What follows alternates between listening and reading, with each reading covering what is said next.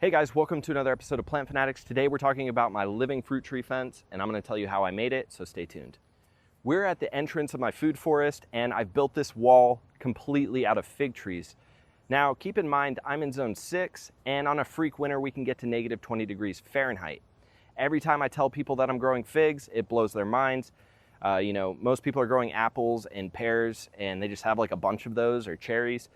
And while those fruits certainly have their place, and every garden should have those, you can also get into more interesting fruits in colder climates, just like figs. And before you people get on to me saying, well, I live in zone 2 and it's colder where I live, it's true that it's colder where you live, but we don't base cold hardiness off of the extremes. We base it off of where do the average of all the cold hardy fruits tend to stop growing. Zone 5 is about the end of that, okay? 70% of all fruit trees that are considered cold hardy stop growing after zone 5, okay? So that's what this is all based off of.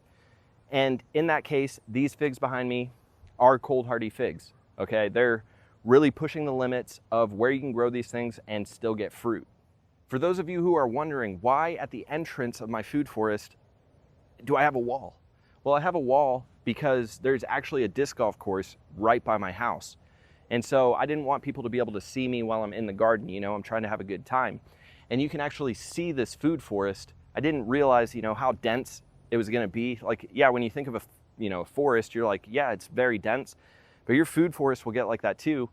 And I'm actually in a neighborhood and there are tons of houses over here and you can't see a single one through the density of this forest, and I get tons of food from here. So that's why I put this wall here, because it's the entrance. I wanted to hide myself, but it kind of became an obsolete thing because the food forest just got so dense. However, figs in colder planting zones, they tend to grow more like bushes than trees that people would be used to if you came from, maybe a warmer zone in California or something. These will turn into massive trees in a warmer climate. But in a colder climate, they grow like bushes, and they're gonna get roughly 6 feet wide and, anywhere between 8 and 12 feet tall in a single season after complete winter dieback. And they're also gonna give you fruit in that short of a growing season. You need specific varieties to do this. You can't just get any fig from anywhere. You need to know what the variety is, and you need to know that it's gonna give you fruit. And on our website, we have How to Grow Figs in Cold Climates. It's a free ebook. I highly suggest you check it out. We go into great depth about how to do exactly what we're doing, not only here, but at our farm. So if you're interested in doing something like this, you should definitely check that out. Now, let's get into the specifics. How far apart are these fig trees? We have them planted in 3-foot intervals. I told you they're gonna get roughly 6 feet wide, so we give 3 feet on either side for that plant to get its full 6 feet growth. And then that's also close enough to allow them to kind of intermingle with one another, get close, and actually form a fence. Now, if you come in here, you can see this is what the fruit looks like. It's not ripe yet, obviously, but at every single node here, fruit are gonna be forming, and it's gonna continue to do this the entire growing season, even to the point where you're gonna get into October, those frosts are coming into play, and there's still gonna be little fruit like this. They're never gonna ripen, but that's just to tell you these things are workhorses. They're gonna continue to push out fruit. And I would say by the end of August into September, and then all the way through October, you're gonna continue to get fruit. So fig trees are amazing. Very few pests are gonna come after it. If you have an open eye fruit, which right here at the bottom of the fig, that's called an eye there, and this is a closed eye variety. But if you have an open eyed variety, ants will sometimes get in there. I've kind of noticed that maybe one of the fruit becomes like a sacrificial fruit, and all those ants kind of, tend to follow each other to that fruit. And that allows you to get all the other ones before they get to that. But even if you do have a few ants in there, it's not a big deal. Just cut the fruit open, wash them out, and eat them. And it's still gonna taste amazing. Now, how long is it gonna take you to create a living fruit tree fence out of fig trees? Not very long. These trees right here are only 2 years old. These are some of my youngest trees that I have, and you can see how well they're growing. Now, they may not look, maybe as big as you would picture a fig tree being, but like I said, they grow like bushes here. And what you see here, we're only about halfway through the season. They're gonna get at least twice as tall, and if not 3 times as tall, and just be loaded with really good tasting ripe fruit. So keep that in mind. Very fast trees, very fast growing, faster than almost any other fruit tree that I can think of. If you get them from cutting, they'll give you fruit even in your first season. Maybe not a lot, but enough to where you can try the fruit. And then every year after that, the crop is just going to increase from there.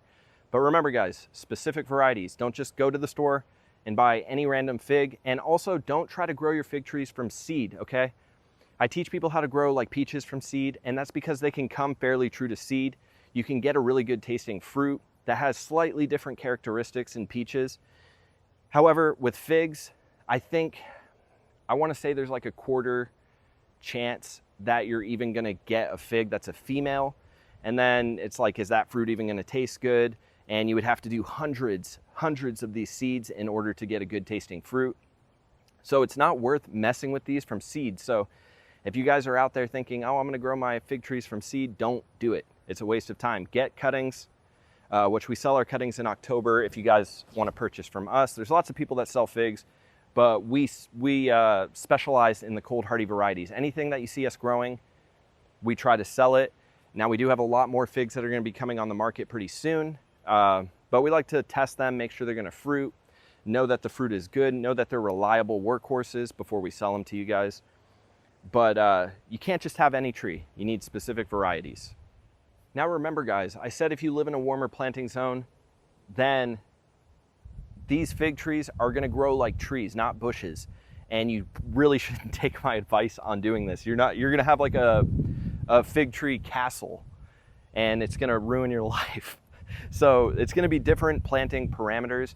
This is why it's so important to find people that are growing in a zone that's like yours to get advice from, because I can't get advice on growing figs. Maybe fertilization wise, yes, but I'm not going to watch, a guy that lives in California who grows fig trees as big trees and try to get all the advice on growing figs where I live. So it's important to find people that live in a place like yours to get advice from, which is why I find it very important for me to be able to put these videos out for you guys, because it's just different growing figs in cold climates. If you're coming from a warmer area, you can pretty much forget everything you know about figs, because it's not going to be like that. We're not working with fig wasps. These figs don't need to be pollinated by a fig wasp. They're completely self-fertile. They're going to give you fruit no matter what. So the rules are different here, which is why it's very important to find people that grow in a climate like yours. If you guys enjoyed the video or you have any questions, leave comments, leave a like on the video, share with your friends who are thinking about growing figs and live in a colder planting zone. Maybe they want some more information. If you haven't already, check out theamericanfigcompany.com. We sell everything that we grow, and we have a bunch of really cool free information on there. So go ahead and check it out, guys. And also subscribe to the channel. That's really going to help support us and get our videos out there. Thanks so much for watching, guys, and I'll see you in the next one.